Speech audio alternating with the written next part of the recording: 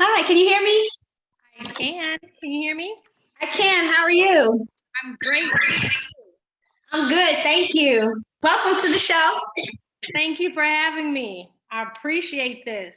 Let's get right into it because you, Miss Melinda, you are, I don't know if anybody told you this, but you're the shit. Oh, wow. Well, thank you. I just do what I love and I do it with integrity. And I think that's what comes out, the authenticity. Like, I appreciate that, but I still got a lot to do and a lot to go. I just keep working. I love what I do. And I love making people happy and I love doing things for people. And it shows. It definitely shows.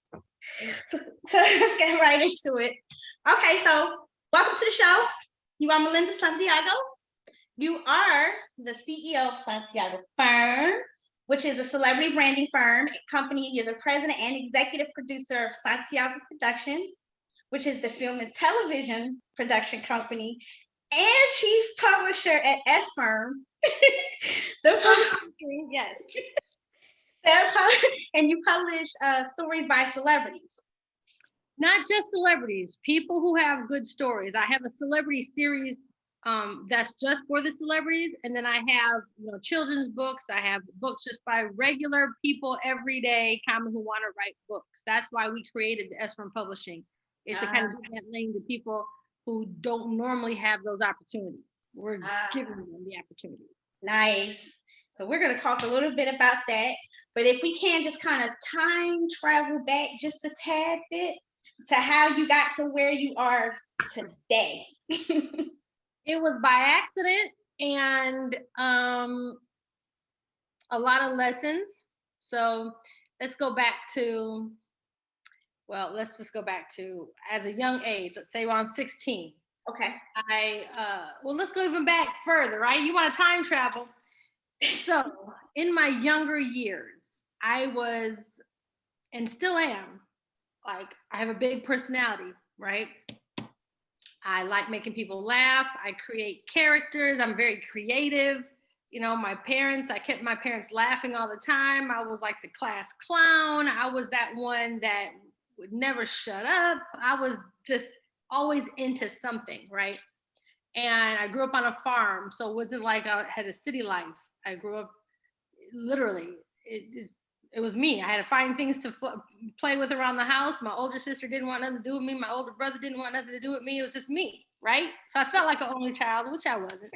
But I just learned at an early age creativity. And I loved being anything that I wanted to be in my brain, Mm-hmm. And then I got older, got to working, went to school, started holding down management positions at an early age. I just knew how to navigate. And 16 years old, I started managing department stores. Nice.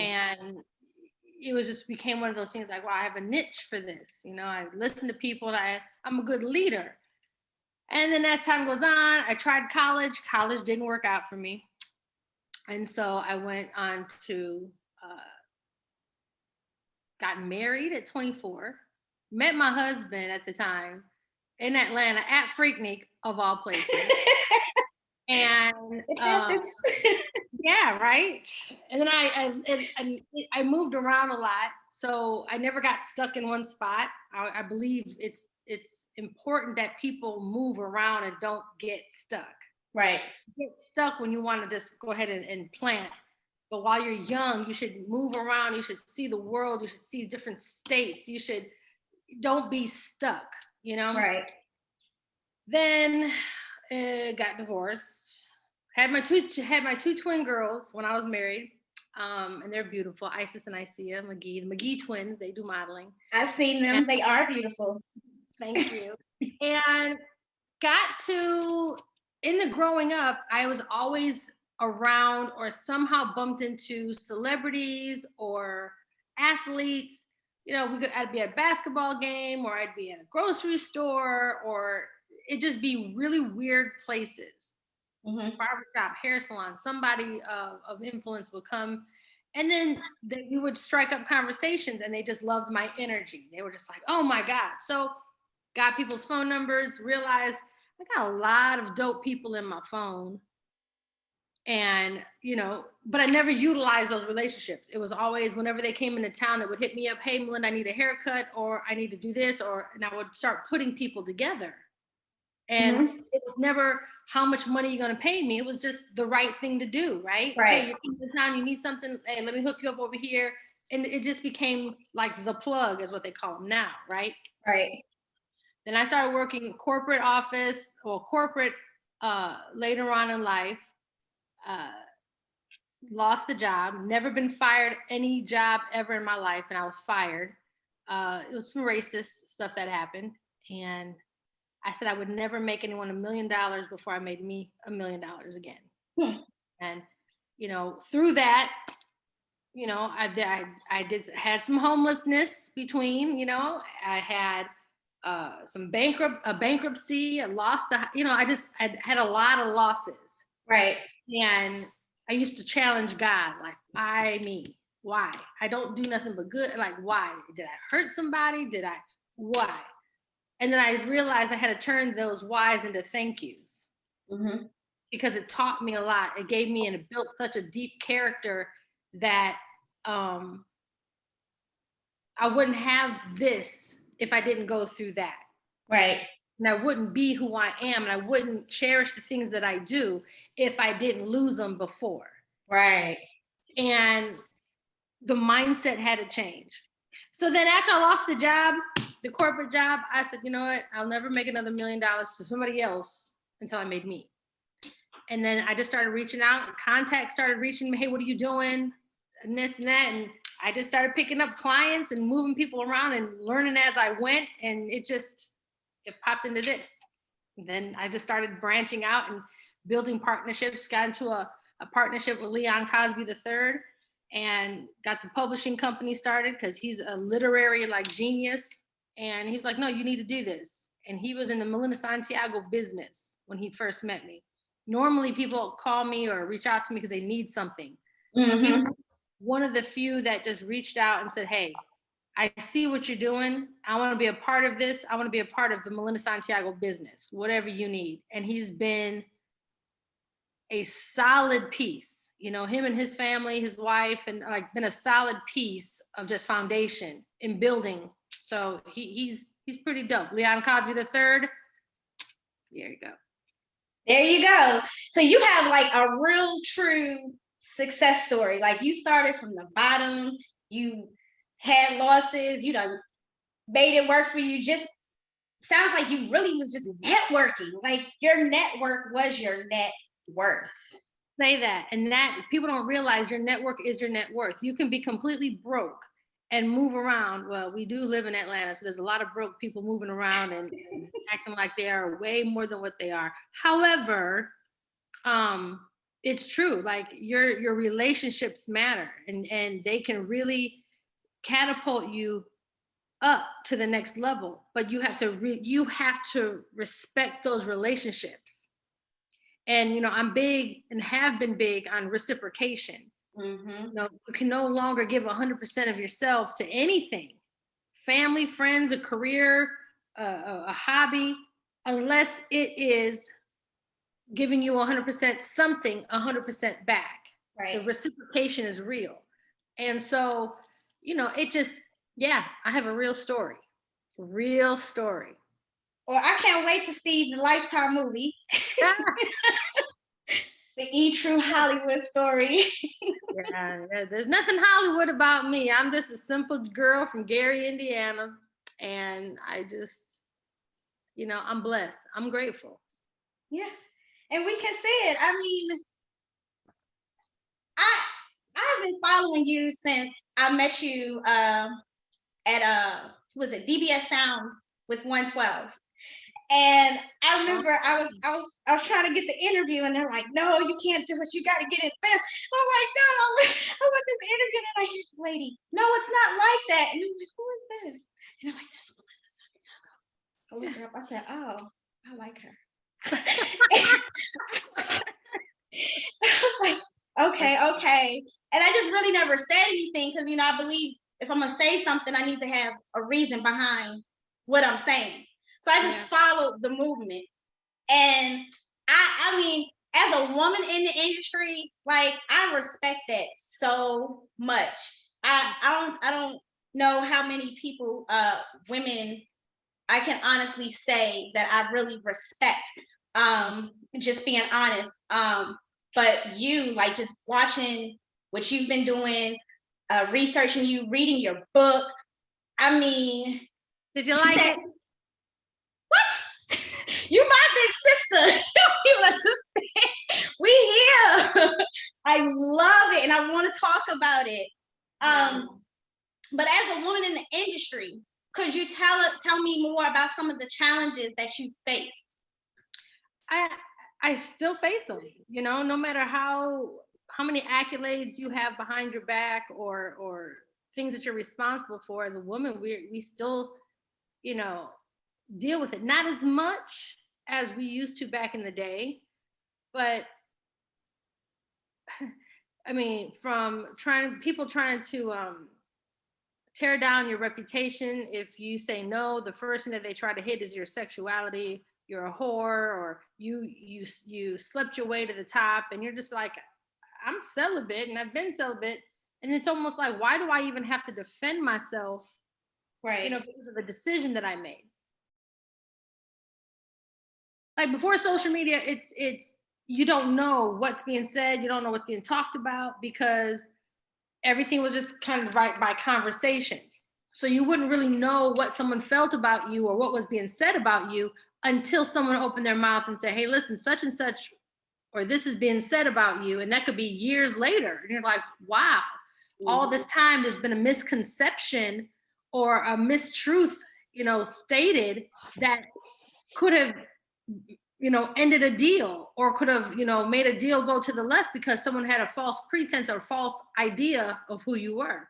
Mm-hmm. And so, you know, we've been men, I don't know, it's just a weird thing. Like we don't have to fight as much, but we still have to fight, because those conversations are still happening in the background.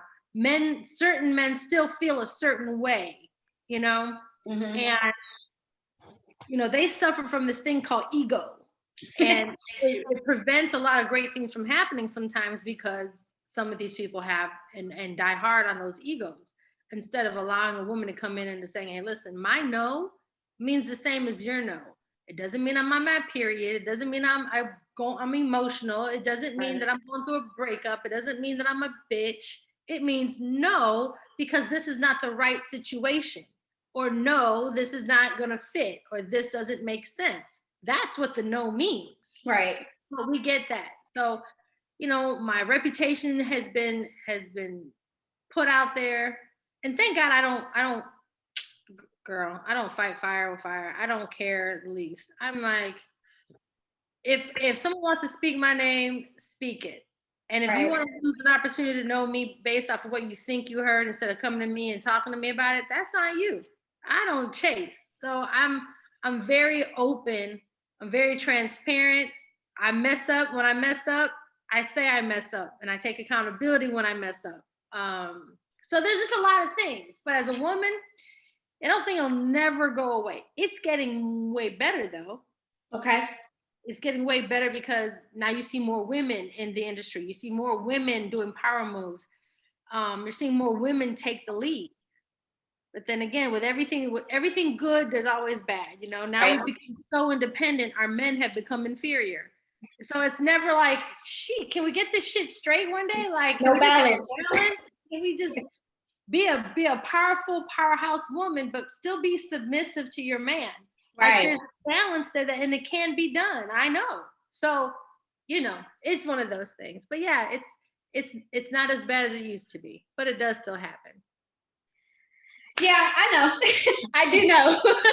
Absolutely. I'm sure you see it too, and I'm sure it happens to you too. I'm sure, you know, you're sitting in a room somewhere and you're trying to ask a question, and a man wants to overpower you because you may be short in frame, or petite, or just maybe a little soft-spoken. Doesn't mean what you have to say is not just as important. You're just not yelling it through the hallways. Pretty simple. Right. So not only are you a business mogul, but you're a single mom. of 4. I am. So Beautiful, dope ass kids, man. let's talk about the balance in that. You know, thank God. I'm just gonna say this. Thank God for my older twins, my twins, because they have really stepped in and been a dope support measure for me. Because there's just no way, you know. When I have to travel a lot, they used to watch the little ones. You know, I have my daughters are 25, they'll be 26. And then I have a 14-year-old and a soon to be 11-year-old. And so when they were younger, it was tough, but juggling it. But it was imperative that I still maintain the balance. Mm-hmm. They know who mom is. They don't look at mom as, oh, my mom is this and that. Like my kids still get amazed when they see things. They're like, oh, mommy, that's you? But I keep it super separate. We're home. We all do dishes in here. We all clean. I don't have maids. Now, I do want a personal chef. So if anyone wants to be my personal chef and live, I'll give you free room and board. If you cook for me all the time, hey, I am open for that. But just juggling the balance I travel, I come home, I travel, I come home, and my kids don't feel the difference. They don't say, oh, we don't spend time with mom. Mm. You know, every time I have a chance, we do. Now, do we go on vacations together? Not yet. Because I wanted my kids to be old enough. No shade to people who take their 2-year-olds to places, but they don't remember nothing. Right, that's true. You know, so I waited till my kids are older, so now we can go to experience it together and have these real memories. You know, it's not like we used to have the old video recorder and the old, you know, pictures and photo albums. Right. We're like, oh, that's all fun and games. But yeah, so it's easy because I made it easy. Yeah. Yeah, and I'm sure it required a lot of sacrifices. It does. It did. It will. Yeah. But from what I'm hearing, it sounds like your kids have a lot to be proud of. They do. They do. But I'm proud of them even more. Like my son is super shy. He's a gamer. You know, what 14-year-old isn't right now? My daughter, she's my 10-year-old, well, 11, she'll be 11 in a couple days. She is an absolute replica of me as far as character-wise. She is animated. She is creative. However, she's a Capricorn, so she's a little emotional. She's very, you know, and I used to be back before I vibrated higher in my spiritual self. But yeah, and the twins are just dope. Like I say, they're self-sufficient. They're self-starters. They're just doing some amazing things. So I'm more proud of them. I mean, obviously you have to be because they're going to follow in your footsteps. So seeing what you do and knowing that they're already kind of there, like that's an accomplishment, you know. It's important that as parents we instill, you know, guidelines and values and things into our children. And integrity. And when they see you operating in integrity, they hear my phone calls. They hear how easy it could be to do not so good things, you know? Right. And they just like, Mom, wow, like, I don't understand how you, and I'm like, because anytime someone tries something crazy, it always will come back. And it's just a simple philosophy of life. I don't think how people think they can go out and cheat it. I don't get it. Like, time and time again, karma's real. Like, it's so much easier to live life not lying and not manipulating and not trying to take shortcuts, and just much easier, and you can actually sleep at night in peace. We just do shit the right way, you know? Yeah, and to touch on that, I'm sure you know, recently Issa Rae had an interview with the LA Times, and they asked her if the music business is a good place for ideas to flourish, and she basically said it's the worst industry she's ever come across, and it just needs to be done over. Yeah. What do you have? You agree with that? I do this much. I disagree this much. Okay. Because I still believe there are great people in the industry. And I think there's great things that can happen in this industry. It's the non-industry people that have, I think, more or less ruined it, because we're not seeing a growth of talent. Now, people will challenge me on that. They'll say, oh yeah, social media, there's tons of talent. I'm not saying that, but I'm saying the way they're achieving the talent and the skill is no longer respected. You know what I mean? Got you. People hone in on their craft. They take time. They develop a craft. And I feel bad for those singers and those actors and actresses that schooling night after night, walking into rehearsals, auditions, being told no, kicking doors in just to try to get a meeting. And then here comes social media, and everybody now thinks they're a celebrity, and everybody, because you tell a joke or two and you get verified and you become viral, and now you're a person of influence, and you have this actor who is completely skilled, or you have this singer who is completely skilled, but because they're not selling drugs out there with dope money, don't have a dope street money backing, their music will never be heard. Because they don't have what the money it takes to create the awareness. And unfortunately, because social media has taken this stupid turn, that they don't want positivity. I posted a dope post today, and someone hit me like, Melinda, why does this only have 12 likes? I said, because I'm not out here showing nakedness, and I'm not out here doing this and that.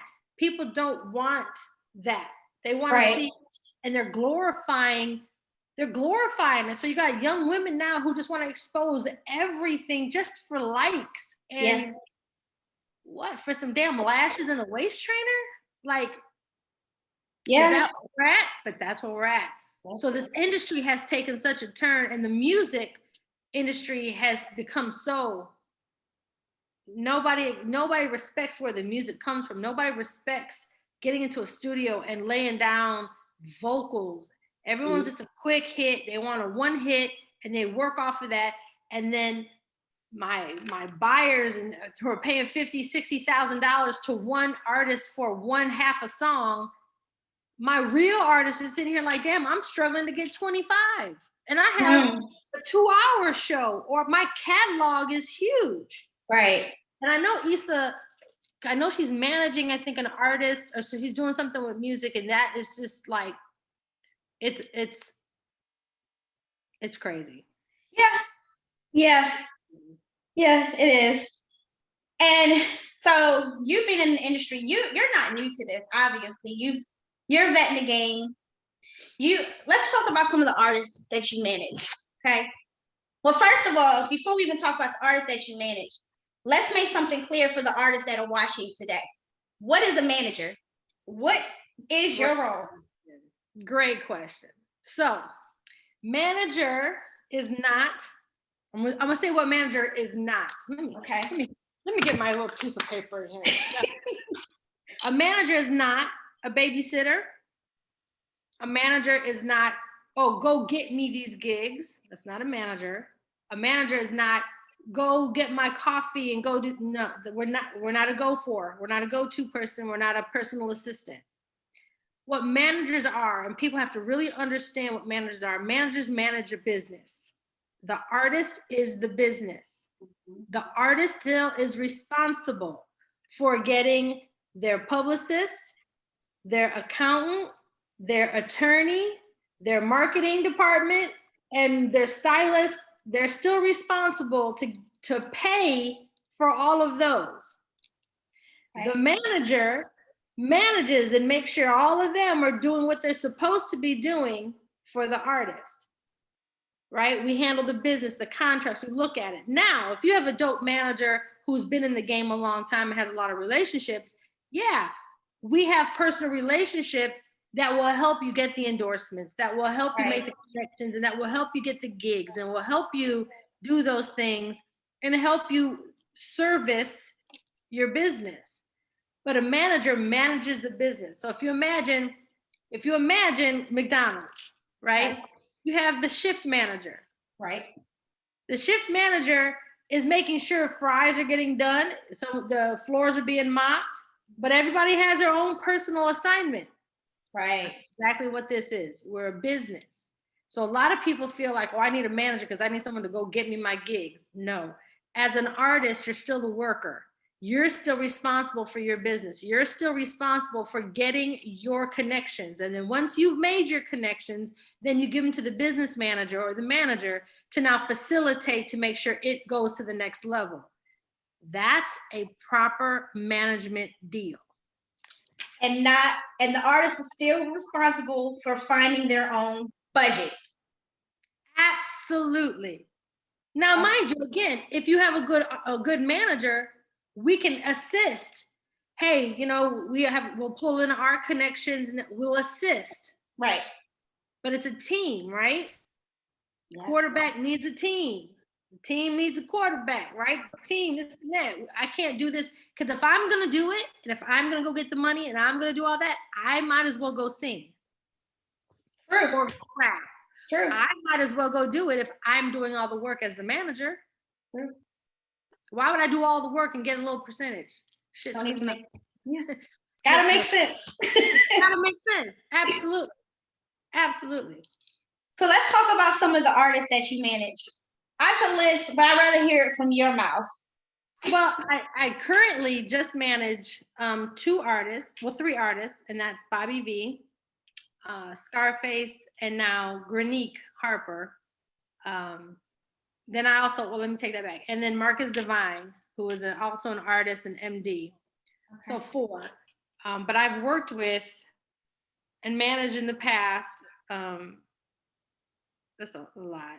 I mean, I've worked with, and I still work with a lot, from your Lloyds, your Marios, your, Pleasure P, I'm his agent, Pretty Ricky, like Dave Hollister, Carl Thomas, Faith, 112, of course, right? RL of Next, j.holiday, Gorilla Zoe, Too Short, DJ Quick. There's just, because I still do a lot of bookings and I still do anytime. Raheem Devine, Life Jennings. You naming some heavy hitters. I'm just, you are naming them. and again, it's in a working capacity, right? Mm-hmm. So I just have my hands in, I have my hands in a lot. Yeah. And I follow pretty much everybody that you said career, and good job. Kudos to you. Yeah. It's about building a family, and that's what these artists are. Artists and their teams become family. So if I need something, I reach out to Lloyd's people and we make it happen. Or I reach out to, Dave Hollister himself. I'll call, Teddy Wright. Like, I call these people, hey, because and it's not just that, it's Cedric the Entertainer. It's Mike Epps. It's people that again, at some form or fashion, I work or I'm surrounding myself with them to do the work. So it's pretty dope. Yeah. And you just named a lot of men. And you're a woman. And we know they have egos. So tell me, how was that? How did you ever have to check anybody and be like, wait a minute? Oh, yeah. Yes. But I don't check them in a nasty way. I become like, on tour, on road, people call me Mama Melinda. They call me I'm like Big Mama. I make sense, and I don't do it, and I don't drive with my attitude. I'm a very fair, if it makes sense, if it's right, we can do something. Or I come to that commonality and I make both sides win. And that's a big thing. It's a win-win or no situation. But literally, I've had to check. I've gotten into fights. There was a story that when I was with 112, we were in a state, and one of the drivers was drunk driving them. Oh. And we're in the car behind them, and I'm watching them weave and this and that. And we got out the car, and we all started handling business. We were fighting the promoters and fighting this and that. Like, shit happens, real fun. I mean, real stories. And then we laugh about them later, right? Like, but it comes, that's just the business. Yeah. You know, it depends on what side. How you come to me and how you approach me is the kind of person you're going to get back. Energy, you come at me like this, I got you. Like, nobody wants to size up here. I tell people when they try to call me and they try to see whose dick is bigger, they want right. Yeah. I'm not the one, because I will shut it down every single time. Like, if we're gonna weigh out, let's weigh out. Let's do it. You know, so yeah, it gets there with my sweet little self. I love your attitude. I really do. I wish I ran into more people with that mentality. You are definitely a breath of fresh air right now. Well, thank you. And there are a lot of us out here. Just sometimes we stay hidden because it's so. We keep a small collective. You know, we wean out the bullshit. And we just kind of stay in our thing. So there's a lot more. I believe it. Now, you said you managed Scarface. Yeah. The legendary Scarface of the Ghetto Boys. Yes. Now, he recently had a farewell concert. Yes. So, excuse me? In Houston. Yes. I saw it on YouTube. Mm-hmm. Now, they say it's because he's been pretty ill and he's retiring from music. Yeah. This is true? Well, let me just say this. He's made it public. You know, he had a kidney transplant. His son gave him the kidney. He is doing 100% better. He is feeling great. We are planning a tour top of next year. He called me yesterday and he was like, yo, I'm like, how you feeling, Chief? And he's like, better than I deserve. And, you know, when you get to know Face, like, he's intimidating as hell from there. But when you get to know him, that man is smart. That man is, I mean, he's beyond. He is beyond in the thought process. Like a prophet. I call him almost like a prophet. He knows things. He's so it's not even really fair to say I manage him. I just help him with his business. He doesn't need a manager, you know. I just help him with his business. When he calls on me to get things done, I get it done, you know. But we are setting up for tour top of next year. Prayerfully, COVID and whatever else wants to come hit us, it won't prevent that from happening. Will it be a farewell tour? I don't know. He might change the name. We don't know yet what we're doing. We're talking about what it looks like in the rollout. So we just know that we are planning a tour. Okay. Well, he's alive and he's well. He's feeling good. He's looking good. He's not ill. You know, he's good. He's very good. That's good to hear. That's really good to hear, because he's definitely, you know, just one of those people. Yeah, he's just one of those people, like the Scarface, you know. We can use a Scarface. Nothing more needs to be said. Right. So let's talk a little bit about your book. Your book is so amazing. Until Death Do Us Unpart. Correct. This is available now on Amazon, Walmart, and melindasantiago.com, but it's actually available everywhere books are sold. Barnes and Nobles, Books A Million, everywhere. But if you want to support the author, go to melindasantiago.com. Got it. melindasantiago.com. You can get your book until Death Do Us Unpart. So let's talk about Unpart. Yes. What is the motive behind your book? The motive behind the book is, sorry about that. It's all good. It's all good. Okay, God, I got it. I know, don't give too much, right? So the motive behind it is, my mother and father were married for 50 plus years. And before she passed away, she used to joke with my dad, when I die, you can't get another woman. You're not gonna, because he was the only man that she knew her whole life. And so as a Puerto Rican woman, we're classified as crazy. We're classified as, oh, you get you a Boricua, ooh, they're crazy, they're this and that. And we're not, we're passionate, right? So it's a lot about how women are like, how we're deemed as crazy, and we're not. Like, every single body, every person, male, female, has 2 minutes of insanity inside them. With the right person, pushing the right triggers and the buttons, anyone has the ability to go berserk, right? Yeah. And so this was a real challenging space, because as professional people, women or men, we can't act out on social media. We can't cry. We can't use social media as a therapy, session. We can't do crazy stuff as an outlet. So it becomes, we have to fight ourselves a lot. Mm. Yeah. I wish I could be as free as some of these people are out here on the internet doing what they want to do, but professionally I can't. So the way I twisted this book is about, I can get crazy, but I'm not being seen. Yeah. And I can finally be as crazy as I want to be, or passionate, right? So that's what the kind of basis of the book, Unpart.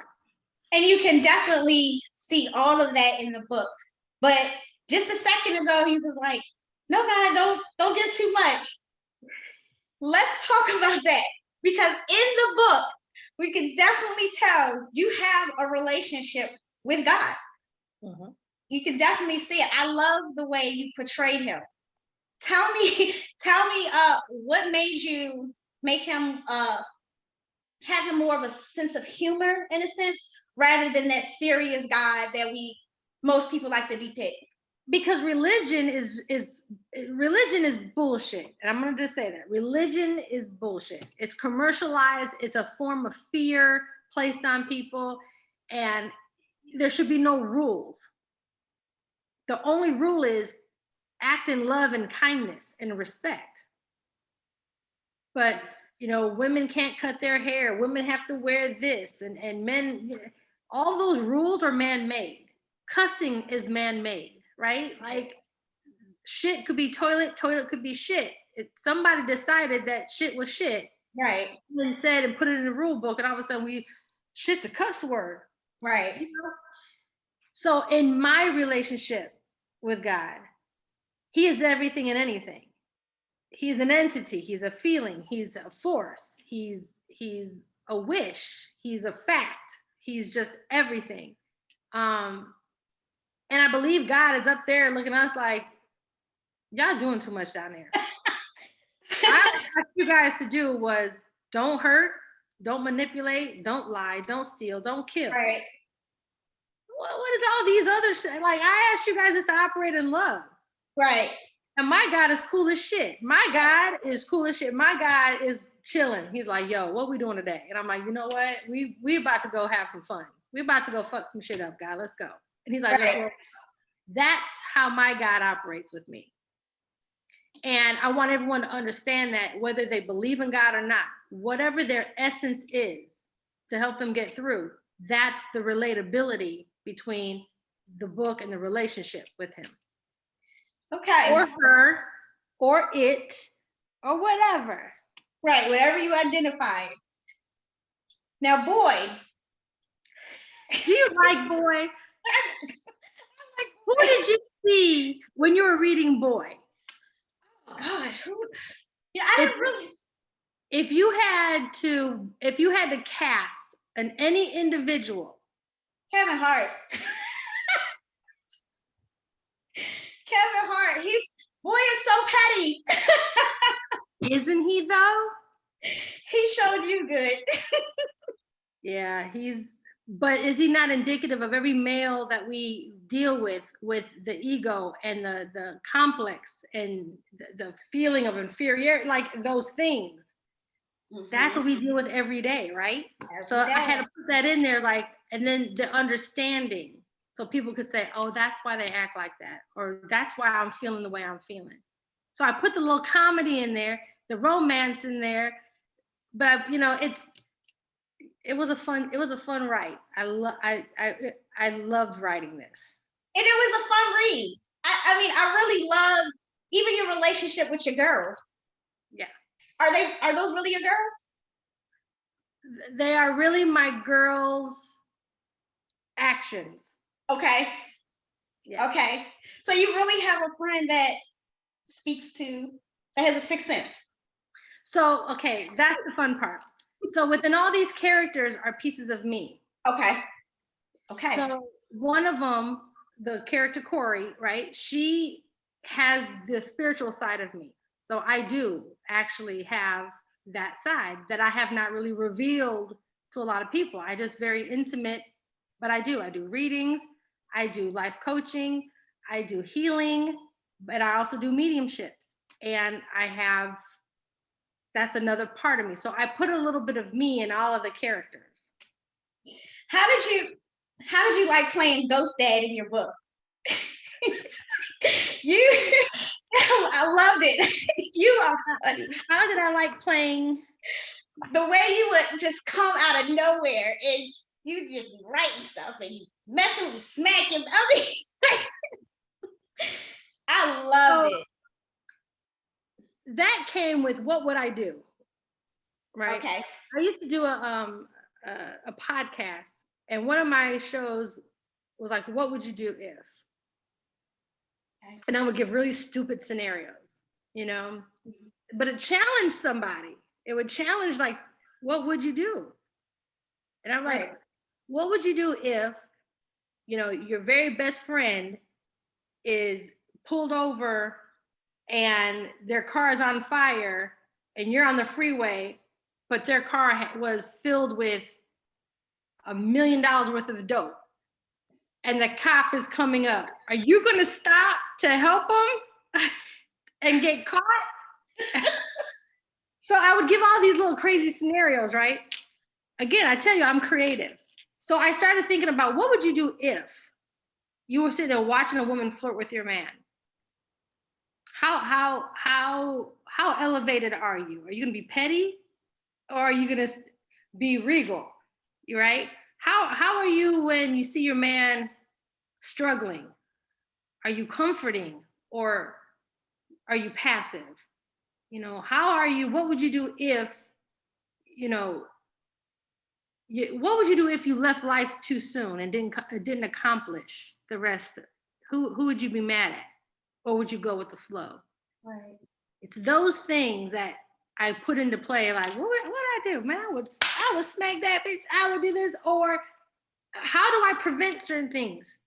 So that's kind of happened with me writing that portion of the book. Yeah, and you know, I really love the book. It's like you're saying, you've put a lot of yourself into it, and we can see all your personalities. I really felt like reading this book was like, I know her. I can identify with her. This is my friend. You're my friend now. Whether you like it or not, you are my friend now. Well, and I think this, when people read the book, you'll find yourself in the book. You will relate to some portion of the book, or to me, or you will find yourself in the book. No, absolutely, guy or, you know, man or woman. I definitely say this is a must-read book, just because even out of everything that happened, for me personally, I felt like it gave me a different perspective on things.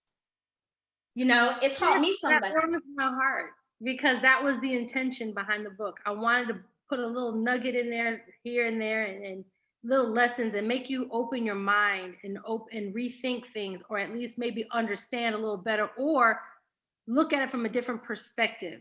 Mm-hmm. That was the whole intent of writing this book. Well, you did it. You did it, because since I read your book, when I say even in the way that I talk to God, it's changed. Because you made a very valid point. Why do we take it so serious? We are just too consumed with things that just don't matter. Don't matter. And even the way, like, your relationship, how you were fighting from afar, but you were still able to say, you know what? Okay, I got it. I get it. I think the toughest part sometimes as women, and I can only speak for women, I can't speak for men, but do you watch the person you love? And I think when we stay in relationships longer than we're supposed to, we sit there, we put ourselves through a suffering. Yeah. Because we still want to be around something that no longer serves us, right? So do we sit there and watch our partner love on someone else? It's because we are refusing to let go. Is that more painful than walking away? Like, what pain is worse? You know? Yeah. And I think a lot of women have to understand their value and understand the man's value. I always tell people now, like, we have a choice. You choose to be happy or you choose to be sad. You choose to be negative, you choose to be positive. The choice, how you dictate, is your choice. So if you have a choice to be happy, then you need to say, I choose to be happy today, and whatever nonsense you're doing over there is not going to affect me. It's that simple. Yep. I would say it's so simple, it's hard, because we as a society has made things so hard. We forgot the simplicity of life. Simplicity. That's the word. That is the word, because we overdo it. We overthink. We think, we're so judgy. Oh, so judgy. I was so judgy. Yeah. God forbid I leave the light on, God forbid, I decide to wear mismatching socks. God forbid if I just decide to do whatever the freak I want to do because I'm peaceful and I'm happy. Right. Why do we judge? And here's the funny part. Why do we judge people who are living free? Like, people who just live free, like, y'all, they're the most at peace, long living. Yes, they are. Simplest. Like, they're the most at peace people. Yeah, they definitely are. But we have the nerve to judge. Oh, they need to be doing this and they need to be doing that. Because we're not happy with ourselves. Right. So you talked about love in the book, and you live in Atlanta. Oh God. No, Atlanta. Yeah. Yes, I live in Atlanta. So what is it, a 10-to-1 ratio from women to men? I don't even know. I've given up. Okay. So do you really believe that love? Do you believe that people can find that kind of love today? Absolutely. It happens all the time. It's what people want to do, though. Again, when I said choices, I can choose to be good to you. I can choose not to be. And if I don't want to be good to you, then I don't need to be with you. But we get stuck in holding on to shit that don't mean, like, we get stuck. Yeah. We get stuck and we get complacent, and then we become so desperate for a piece of something. Imagine if you really, if every woman or every man right now evaluated their relationship that they're currently in, percentage-wise, how happy are you? 50% of the time, 60% of the time, 75% of the time, 20% of the time, 30% of the time. Just that simple evaluation right there is, why would you want to be with somebody that you are 50% happy with? I turned my phone off. I don't know why they keep calling. So why would someone want to stay with anything or anybody or any entity or any business or any job that they're 50% happy with? Yeah. Then if you answer that question, then you have to say, why? Now that I'm here, why am I staying here? Right. And if you can't find valid reasons of staying, Then you have to start looking inward. Is it because I'm insecure? Is it because I'm afraid of being alone? Now, when you start looking inward and you start to fix inward, you'll start to look at things differently.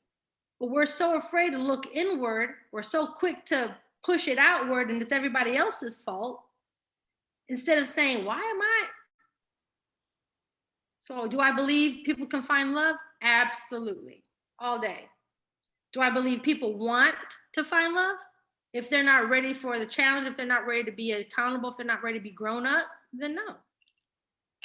Well, I know this book definitely made me want to find real love. I mean, listen, when you were just describing the man, the way he smelled, what he had on, I'm like, oof, where is he? And he's out there. But if you're not ready for him, you're going to miss him. So I would say we have to prepare ourselves. And when I say that, that was a true person for me. Yeah, lucky you. Yeah, lucky me. So this was your first book? My first, yes. Off your publishing company? Off my publishing company, S Firm Publishing, yes. Nice. Do you have any other books that we should be looking forward to? We got Dr. Margaret Wilson, which is Bobby V's mom. Okay. She just wrote a book and we published it called Blackberry Memories. We got Ryan Prophet from the Nappy Roots, his book, From Grams to Grammys. We got Jay Alexander, from co-founder of FUBU, his book out, Building an Empire, which is a great book for anyone who wants to build an empire, build a clothing design or whatever. Like there is $6 billion, he knows what he's talking about. Okay. And then we got Chrissy Monroe coming up. We got DJ Just books getting ready to come up. We got Julito's book coming up. We got Monica Elam book getting ready to put out called Secret Sundays, which is another good book coming out. And then I'm going to start writing my second one shortly. Nice. Yeah. A lot of books coming out. Yes. A lot of books coming out. So you are the go-to person. If people have books, you sound like the go-to person. Well, I like to say people who normally wouldn't have an opportunity, and if they just want a little help on the self-publishing side of things, right? We distribute just like the big guys. So, now you're actually being seen and not mulled over. Nice. You have a book and you have the manuscript almost done and ready, whatever, bring it on over here. We'll format it, package it, put the cover on it, and distribute it out. Sure will. I'm going to remember that because everybody's been telling me to write a book. Now I know where to go. Everybody should write a book. It doesn't matter if it's a children's book. I don't care if it's a counting book, if it's a coloring book, a book. Put out a piece of tangibility that lives forever. Yeah. And shout out to Leon Cosby III, because he makes me realize this. Tangibility product. Shout out to him for that. Everybody that's listening, I hope they take that in because that's very important. Very important. So back to you being a manager. Yes. You are managing Bobby V. Yes, I am. My son. Your son. I call him my son. He's dope. He is dope beyond measure. People don't give him the accolades that he deserves. So let's give him some. Give it to him. Bobby V. Shout out to Bobby V and his 12 projects out that he, what I'm saying? It's 12. 12. Work that's ridiculous.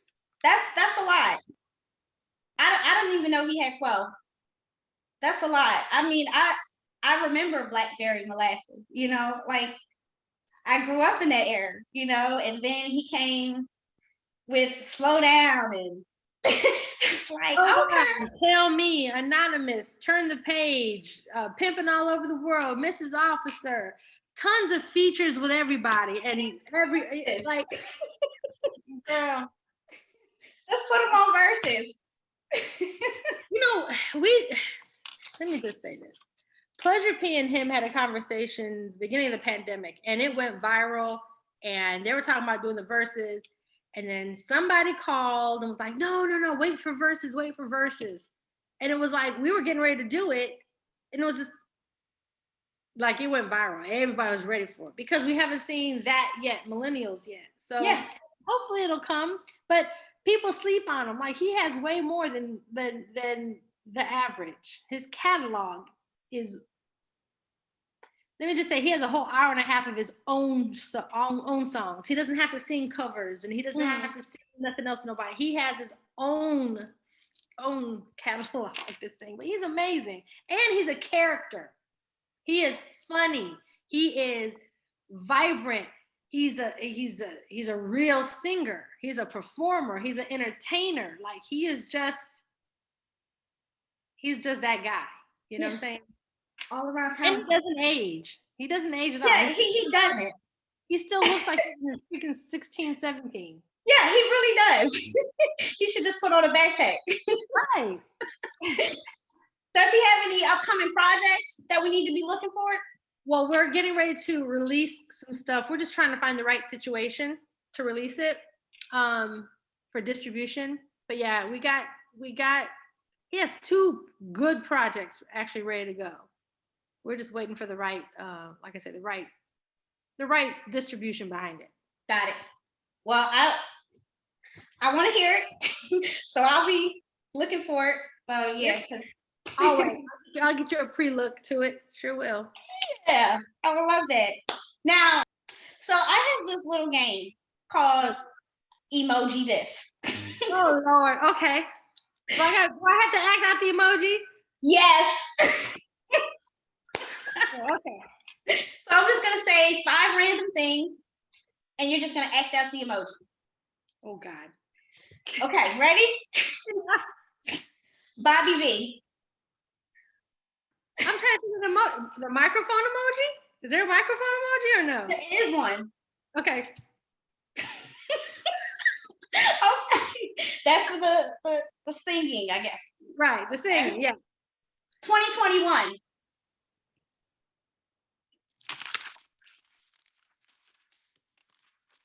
The mask emoji. Yeah, okay. Mandates. The shit emoji. The red face with the shit or whatever. Okay, the one with the mat, because they have an actual shit emoji, and then they got the red face with the red face with the little shit. Yeah, I'm not feeling those. That one? Yeah, something like that. Boy. In the character boy? Yeah, your character boy. Is there a dwarf emoji? Is there a... Oh. That's a good one for boy. Or that one for boy. Yeah, that'll work. Yeah. Cardi B. the laughy emoji. She's amazing. I love Cardi B. No, if there's a queen one, if there's something with queen, that's Cardi B. There is, and I'm glad you said that because back to talking about being a woman in this industry, Cardi B, she gets kind of mixed reviews from different angles. Some people don't respect her because of her image, but at the same time, look at what she's doing on the business side, and look at what she's business side is. If you're going to be a stripper and go from a stripper and create and stay authentic in it, she's never once said that she was better than. She said, "No, I came from it. I can only respect people who live in are the truth, authentic of who they come from, where they come from, and they don't apologize. I did this. I made a decision to do it. This is what I did, and this is how I look." She talks about herself. She's human, right? And she's always saying, "I hurt too. People cheat on me too. People lie to me too. I don't like to buy the $8 cereal breakfast in the hotel." Nobody does. Even rich people, they don't like to buy rich things. That's why they're rich, right? Or expensive things. That's why they're rich. So I only can respect sis. I really can't. Look, I love everything about her because even, and you know what, I'm gonna say this. I went to, when we were at the OVO Fest with Drake and then with the Millennium Tour, and it was Chris Brown, Megan Thee Stallion, Cardi B, all that. Mm-hmm. I'm watching from the sound booth, and here comes Meg Thee Stallion. And I have nothing against Meg at all. But if all she has to offer is twerking,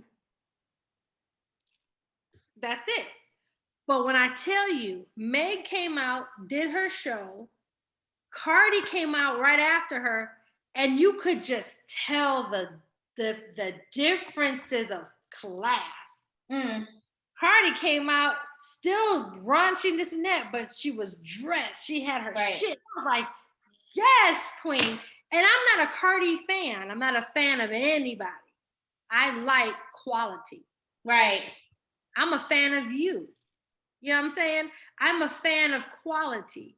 So, you know, I never put people down. All I say is I can see the differences, and you have to decide where you want to be at in that difference. Where do you like to be at in that? If you had to be rated yourself, where do you want to be at? You know. So yeah. So with that being said, as a manager, I know you come across indie artists as well. Yeah. Why do you think a lot of indie artists just don't make the cut? Well, one, they don't have the money and the support. Okay. Two, it's so overly saturated out here. You can either get lost in the sauce really quick, or if you have awareness on the visuals and you become aware and you get a deep underground following, you can make it. But because there's just so much out there, it's tough. And if you don't have the right business mindset, or if you are looking at a one-hit wonder versus longevity, you're going to get lost. If you don't understand your business, if you're trying to mimic other people, you'll get lost. Like Lotto, for instance, Big Lotto, right? Mm-hmm.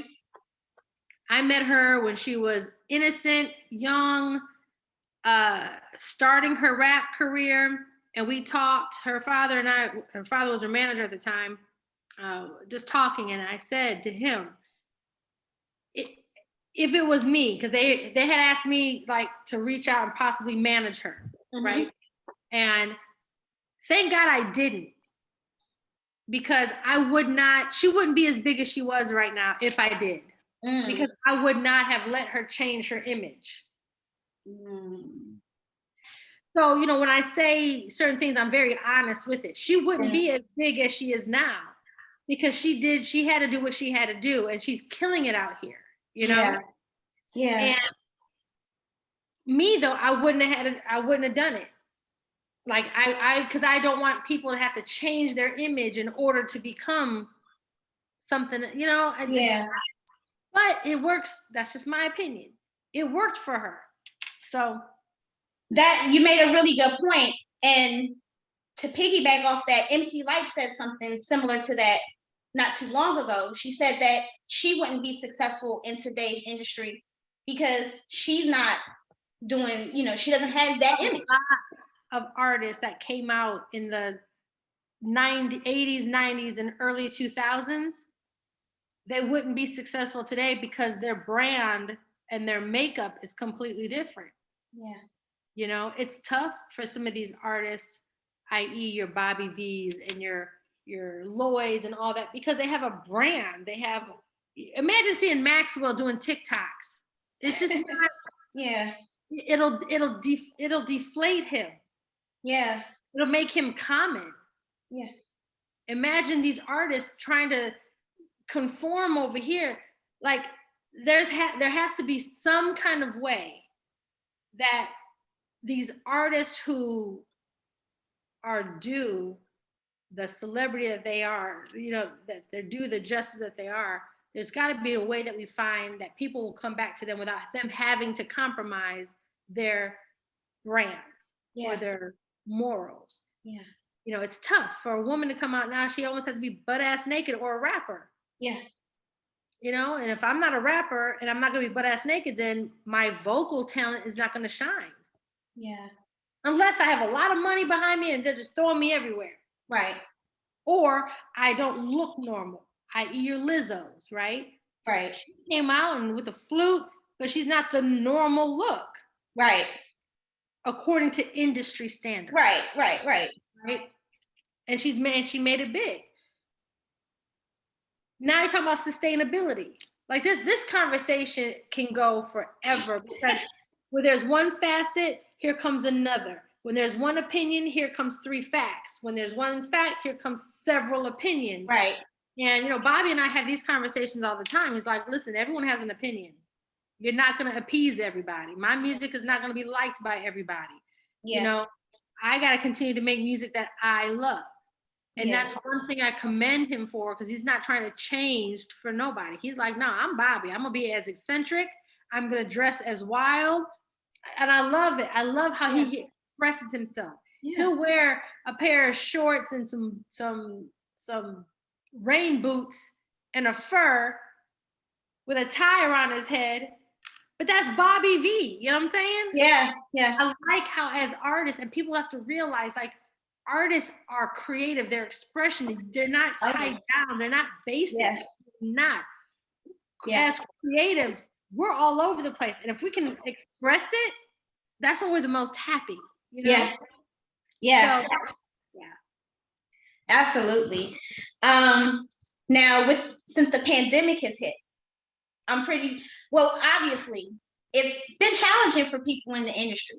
So how has that affected you? How have you been able to adjust to that? I'm thankful. It didn't affect me at all. It didn't affect none of my clients at all, besides like Scarface becoming ill, catching COVID. But other than that, we were working. We would find little things and little places to go. And Bobby bought a baby yacht during the pandemic. Have done that. We kept working. We were very creative and strategic on certain things, and we kept the money flowing in. So, if the pandemic didn't teach you something, you missed a big opportunity. Oh yeah. We have a lot of people who dove into their space and became entrepreneurs, right? We have a lot of people who tapped in and found a new trade. We had a lot of people tap in and reintroduce themselves to their families. Yeah. Right? Like, pandemic was not bad. It wasn't. And for those who feel like, oh my life, they didn't prepare, or they had the wrong mindset entering it. I don't care if you don't like to wear a mask. I don't care about this and that. This is not about you. This is about us, right? Wear a mask. First and foremost, I'm glad because people aren't sneezing on me now. People aren't look at it from a different perspective. So yeah, the pandemic didn't really do, hell, I bought a house. But it's all about affirmations and manifesting and all those good things. I claim manifesting affirmations every day. So I walk around and I'm grateful. I'm not just thankful. I'm grateful. I walk outside and I breathe in. If I even had a cold or a stuffy nose or whatever, I'm grateful. Yeah. Count the blessings. People miss it. People miss the great. Like, walk outside and just sniff the air, whatever. But I'm grateful. It changes the perspective. It really does. It really does. I can testify to that. It really does. So, to all the little girls out there that want to be Melinda Santiago when they grow up, what advice do you have to give to them? First, don't be like a Melinda Santiago. Be yourself, but be your authentic self. Don't apologize for who you are. Don't apologize for what you believe, because what you believe will consistently change as your experiences in life come. But in the moment, if you believe and steadfast in something, you stand with it. Mm-hmm. You become an individual who's authentic. That's all I ask. Be authentic. In whatever you choose to do, be authentic and be accountable. If you say, If you say you want to do something and you do it, great. If you say I want to do it and I can't deal with you, because everyone can. You just got to find the way to do it. It may not look the way you want to do it. You might say, I need to go from here, here, and here, but your path is really here, here, here, here, down, down, down, down, down, down, up. That was the path. So I just tell all little girls, man, stay strong. Be smart. Love yourself. Be authentic. Be true. Be unapologetic. Be sensitive. Be open, you know? Be submissive when it calls to be submissive. Don't harden your heart and don't become so strong that you forget the counterpiece that you need to have. Right. You know? Don't think you have to be in this world by yourself, because you're not. You know? Open your heart, open your mind, open your mouth, communicate. So I tell these little girls, just be great. Be you. Be fun. That's great advice. Even to people like me, my age, because there's still grown children out here. So yeah, that's definitely great advice. Now, again, back to you and your experience in this industry. What is your most memorable experience that you've had? Most memorable. I have so many stories. God, that's my most memorable. I can't pick one, because I've made a point to create memories every time I step outside, every time. So everything is a great memory for me. Yeah. Okay. Honestly, and that doesn't sound cliche, or it doesn't sound politically correct. Like, it really is. Like, me writing the book has been memorable. Me going on stage at Millennium Tour and seeing how all of that came together by visions of us collectively. Watching my daughters just, doing beautiful pictures and creating spaces. Watching friends flourish, being a part of something that was executed properly, right? Being in a couple of movies. Like, I can honestly say that there's so many memories that I cherish. I don't have a favorite. I just have a lot. A lot. Yeah, I mean, obviously. I mean, waking up in the morning, talking to somebody on the phone, and they say something funny that makes me laugh and I'm not in a good mood. That's a good memory. And that could be someone's special moment. Yeah. Yeah. Like, I take nothing for granted. I literally take nothing for granted. You know what? You, oh gosh, I'm telling you, such a breath of fresh air. I love your mindset. It's so beautiful. It is so beautiful. You've given so many good pointers today, and I'm so grateful that you just took the time out to sit with little old me. You can nothing little about you, babe. Nothing little. Your personality is big, and if you continue to do what you love, I want you to hear this, because this is a personal message for you. Continue to do things that you love, not things that you think you have to do. Because I think you've been challenged recently with this. Do I do this or do I do that? Do I do this because I love it, or do I do this to pay this situation or get this going in a certain direction? And I'm going to tell you, lead with this. What feels right, do it. So if that resonates with you, that's the kind of readings that I do, because I feel energies, and I'm an empath, and I do a lot of that work. And I'm saying to you is, continue to do it as you love it. If you don't love it, don't do it. Yeah, that does resonate with me, because I have had those kind of conversations with myself. So yes, and here I am, which is why you're here today, because I do love doing this. I love it. I really do. So yeah. And you will continue to thrive in this. And it will come organically. Don't chase. It will come organically. Continue to do yours, own your stuff, create your space to where people want to come in versus you inviting them in. There's a difference. Yeah, it is a huge difference. Note taken. So believe that. All right. You might need to be my manager. We'll get there. If not, I'll be a good life coach. Either or I'm present. And that's good enough for me. Presence is great, is everything. I don't want to hold you up. I know you got a lot going on. People were trying to blow you up. I know you're a busy lady. Obviously, you're the boss. So are you the same Melinda Santiago that was married to Teddy Riley? No. That's not you. That's a whole nother story. They got your picture.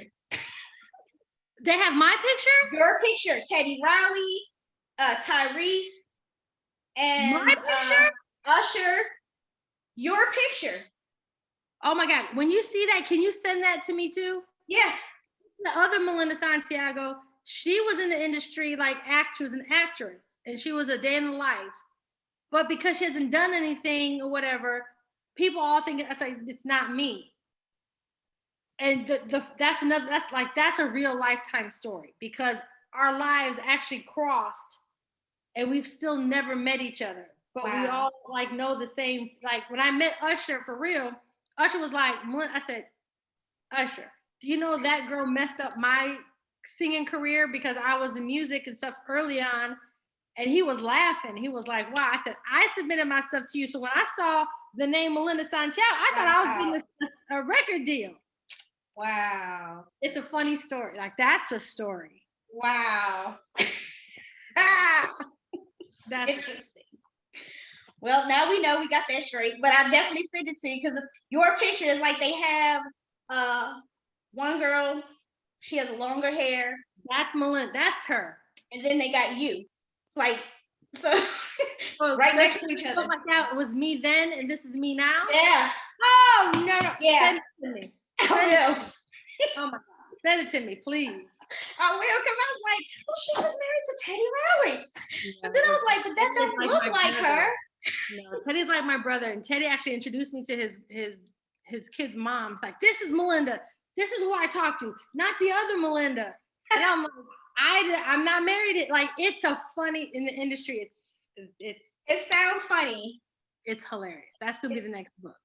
Trust me. Yeah, that sounds like a book because that's funny. So yeah, that's funny. But yeah, let's send that over to me so I can make a post and say, hey guys, this is not me. I'm not that girl. She's somebody else. Gotcha. But we have the same birthday. We have the same, like we're for both Puerto Rican. It's crazy. That sounds like she's way more beautiful than me though. She's gorgeous. You're beautiful too. My boobs hang, they sag now, you know what I'm saying? Well, I don't know her, so I don't know if her mind frame is as beautiful. Never so. Yeah, but thank you so much. But yeah, send that to me, please. That'd be interesting. Definitely will. Send that over to me. And do you have any projects that you haven't mentioned that are coming out in the future, or any last words that you want to say to the viewers? We're just working on getting the book, this one, So Death Do Us Unpart. We're working on it to get it to the film, to screen. So I want to audition. And so, and that's the thing. That's the next goal for me, is to get these books out. And the goal of S Firm Publishing is all the books that come through are going to be made into movies. Oh, nice. Through your production company. Yep. Nice. Yeah. When you have the casting calls, let me know. I'm there. Will do. And so again, I just want to say thank you. Happy New Year to you. Happy New Year to you as well. And thank you so much for taking the time with me. No, thank you. No. Thank you. Say what in these streets? Stay tuned. right, well, that's all I have for you today. Thank you, sweetheart. I appreciate you. Thank you, and I appreciate you, and I hope you enjoy the rest of your day. You too, babe. All right, thank you. Bye. Bye.